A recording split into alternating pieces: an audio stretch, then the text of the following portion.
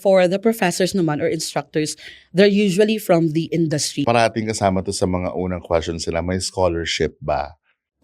Yes, So, wala that kang talo. opportunity, yes. Ang daming perks. Parang, you're not just, hindi lang nagpo-provide ng education ng Uni of Hertz, but work then after, no, sa mga students. So,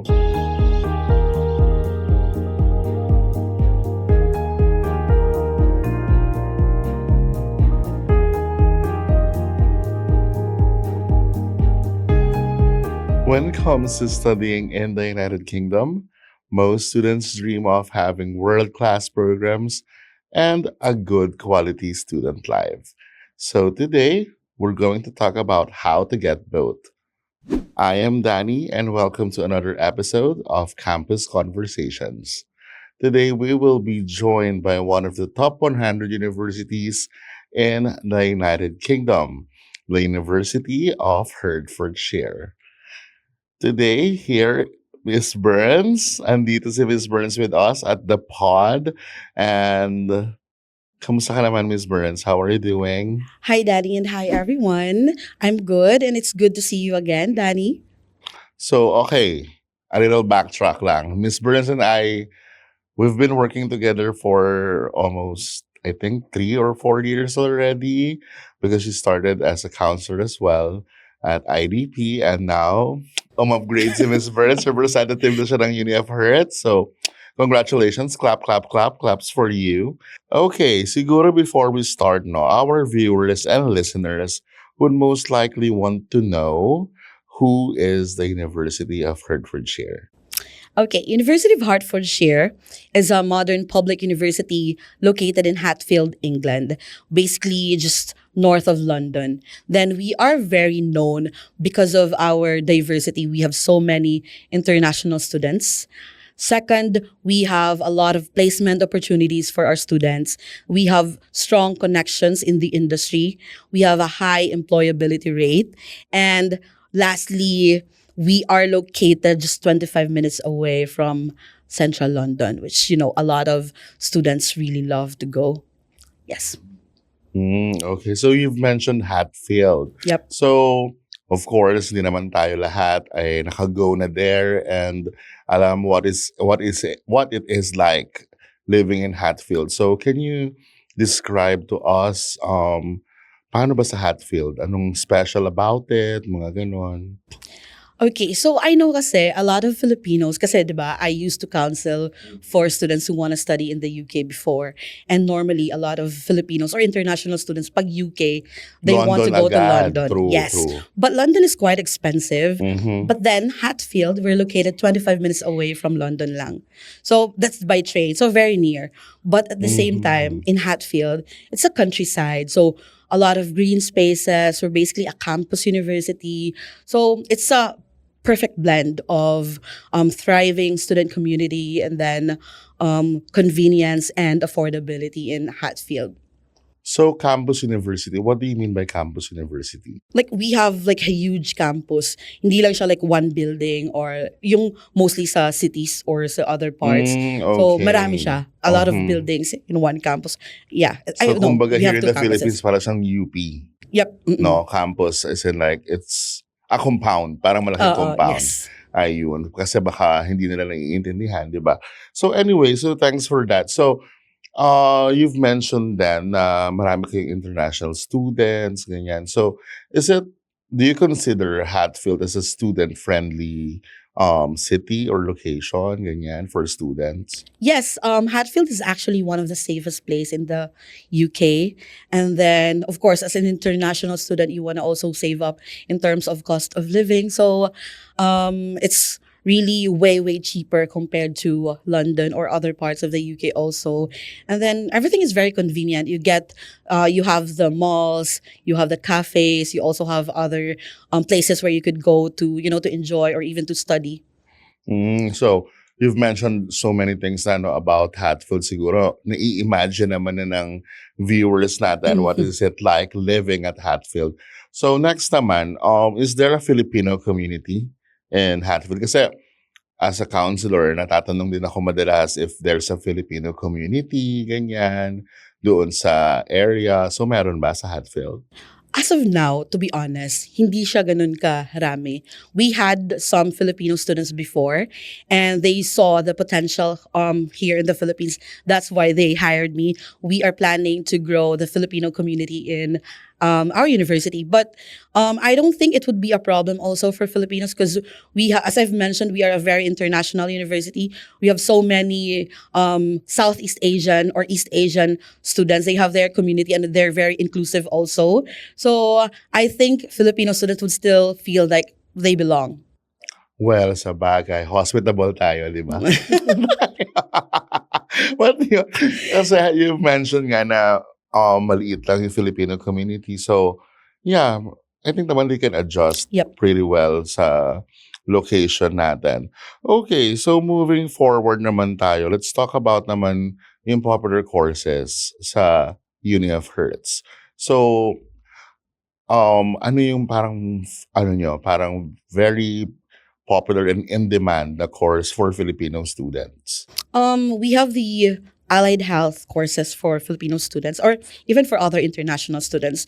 These are our top courses. And then we have a really good reputation in these courses like for nursing, for physiotherapy, midwifery. Those courses are very popular. And then we have a good ranking in the UK, second for nursing, for example, fourth for physiotherapy. And then we have the creative arts also, wherein we are recognized globally also for that.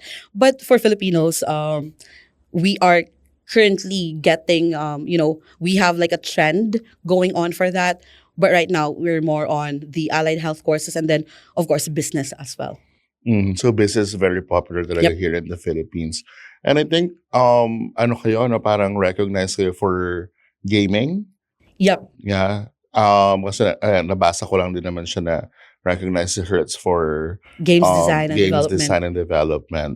Okay, so aside from that, of course, may mga students tayo na gusto ng advanced entry, mga ganyan. So, can you explain how could it be possible for Filipino students na ito yung pathway na gustong tahakin, ganyan? Okay. So, kasi advanced entry, it's not really common here in the Philippines or even if you study abroad, diba? So for Hertfordshire, let's say you've studied up to second year college here and you want to finish a degree in the UK. Okay, so first year or second year, you could apply to our university and you could get into the second year of our bachelor's and you'll be studying basically 2 years na lang. Kasi normally, di ba, hindi kine-credit ng other universities yung degree or yung first or second year college mo dito. You have to go back to year 1. But with our university, there's a chance na hindi ka na uulit ng first year. So, pwede kang mag-second year. That's for advanced entry. We also have the top-up programs. So I want to mention that also. That's very popular among international students. Top-up courses, for those who are not familiar, these are courses also na you can take instead of studying a master's degree, pwedeng top-up. It's bachelor's degree pa rin yung matatapos mo. So if you've finished second year here, second year college here, you'll apply to our university and then last year na lang, final year na lang yung aaralin mo and you'll graduate with a degree na sa UK. You'll also get the same, like the graduate visa. You could also apply for that even if like 1 year lang yung pinag-aralan mo in the UK after. Okay, so we heard it straight from Burns, no, na madami silang courses na available and also yung mga top-up and advanced entries. Ang daming ways on how to study at the University of Hertz. Pero siguro, let's talk about naman yung how does it feel to study dun sa University of Hertz, no? How does it feel like? How big are the classes, ganyan, and sino yung mga professors nila, mga ganon. Okay, so for our classes, it depends talaga per program. But normally we have like around 100 students per class. Pero we have tutorial sessions kasi, which is around 10 to 30 students per tutorial session. And then normally, ginugroup din sila ng professors. So our tutors nila into 10, ganon. So, it depends, pero yun siya usually in terms of like a class as a whole and then tutorial classes. And then for the professors naman or instructors, they're usually from the industry. So, something about our university is we aim to have this practical education approach, more on application. That's why we aim to get instructors or professors na nandun mismo sa industry kasi Industry. we want our students to have like the hands-on experience to really learn from people kung saan nila gusto mag-work afterwards. So Mhm. yeah, if let's say physiotherapy na course, well, basically they'll have the physiotherapists as instructors. And then for business courses, so managers or those who are in the management role already, and a lot more. Mhm. Okay, so you've mentioned parang small classes, may mga ganon. But as an international student, mamimix naman din sila with home students, no? Yep. Mm-mm. So, I mean, building bridges, di ba? Of course, rubbing Of elbows tayo course. with. So, very interesting, very comprehensive naman yung explanation natin. So, thank you for that. So, now naman, ano din, parang let's talk about naman, kasi napag-usapan natin yung advanced entry, top-up. So, yung normal way naman, yung pathway. So, how does a student, get to Uni of Hertz through the pathway naman? Okay, so kasi alam ko some students or a lot of Filipino students are not familiar with pathway programs yet. So for those who don't know yet, pathway programs, these are programs that will serve as a bridging program. No, so let's say for UK and the Philippines, there's a gap between the education system. We're literally like lacking a year compared to the UK. That's why, for example, for K to 12 students, after you finish your high school, instead of applying directly for year 1 bachelor's in the UK, normally they will be asked to apply for a pathway program first or foundation program, which is 1 year. Then after that, tsaka sila makakapag first year. And I think, hindi lang sa UK, I think Australia also, they have like pathway. So it depends per country. But with Hertfordshire though, that's also something na made us, more popular pala to international students because we accept K to 12 students for direct entry. Basically, the students would be able to save like a year. They don't need to take a pathway program. Pwede na silang mag year 1 immediately. But of course, if they feel like they're not prepared yet, they could definitely apply for a pathway program para lang ma-prepare sila in terms of transition, from PH education to UK. And if they also want to study in a course or program na hindi nila ma-meet yung entry requirements, for example, like the grade or yung other, subject requirements, pwede silang mag-pathway. That's also applicable even to masters. We accept bachelor's degree holders here for masters directly. But for those students then na medyo mahihirapan to get into masters directly, there's also a pathway for that. We call it pre-masters. So, basically, para siyang immersion. No, immersion, like, you get to learn parang the things muna for you to be prepared Yep. to enter a university in the UK. So very nice naman siya. And it's it's guaranteed entry to guaranteed progression. Yes. Guaranteed progression to the University of Hertz when you finish your pathway program. Yep, correct. So yon. Para mas madali siya. But Mas madali siya in terms kasi since it's a foundation program, hindi siya degree level pa. So basically, the grade requirements are lower. much Yung lower. IELTS requirement, lower din siya. So if gusto mo yung easier na, yung mas madaling pasukin, then you go for foundation. But I don't think naman na mahirap din pasukin yung bachelor's namin, yung year 1 namin, unless you'll be applying for the really competitive ones or yun yung medyo mas mataas yung grade requirements. But for our standard courses naman, very achievable for Filipino students. Okay. So, let's talk about naman about the requirements. So, what are the basic requirements na need i-prepare ng viewers natin, ng mga students, ganyan?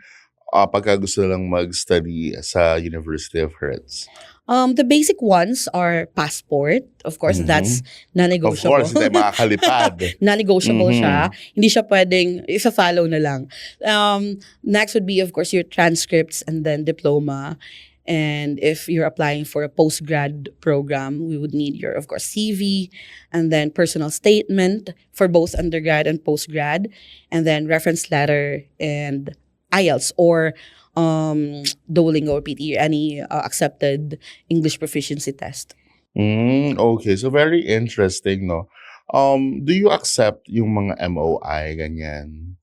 Currently, we don't accept yet. MOI, explain pa natin MOI, medium of instruction. Yeah, so Okay, medium of instruction. So, do you accept that? currently, unfortunately, we don't accept yet, but we've been in communication with our admissions. They're open to, assessing the applications. Mhm. So, what I would suggest, if you plan to apply and magre-request din naman kayo ng TOR from your school, request na lang din kayo ng MOI, certification. You could submit that one and we'll see if ma-recognize ba siya ng admissions namin. Ayun. So, thank you so much for that explanation. Very exact naman ang pag-explain mo sa viewers natin. So, para madali lang naman. Ang dali ng mga requirements and all, no? Yep. Madali makapasok. So, try nyo. Try until you succeed, di ba? So, anyway, next question ko naman. So, I'm sure very interested ang mga students natin about this, ganyan. As a counselor, for sure, na-encounter mo rin to before. Parating kasama to sa mga unang questions sila. May scholarship ba?